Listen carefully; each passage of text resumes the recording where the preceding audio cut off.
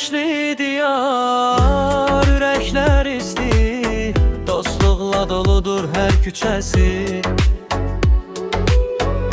Özbək xalqı mehriban safdır, onlarla həyat daha da rahatdır. Açıq qapılar, süfrələr dolu, qonağa sevgi onların yolu. Gülüş yayılır hər bir yana, sevinç qatılır hər bir ana. Birliğimiz var, güçlü dayanır, dostluq bu yolda bizi tanıdır. Sen de gel bize qoşul bu səsə, bir olaq hər an ürəkdən ürəyə. Birliğimiz var, güçlü dayanır, dostluq bu yolda bizi tanıdır. Sen de gel bize qoşul bu səsə, bir olaq hər an ürəkdən ürəyə. Dostluq budur, bir ürək, bir yol, hey.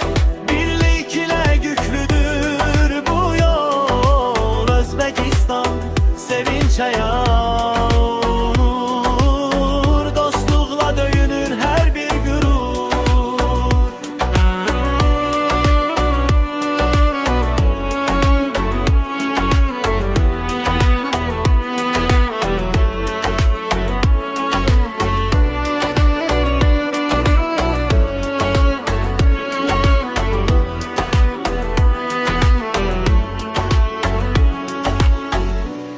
Güneşli diyar, ürəklər isti, dostluqla doludur hər küçəsi.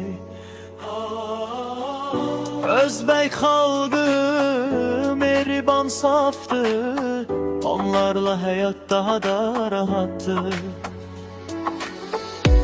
Açıq qapılar, süfrələr dolu, qonağa sevgi onların yolu. Gülüş yayılır hər bir yana, sevinç qatılır hər bir ana.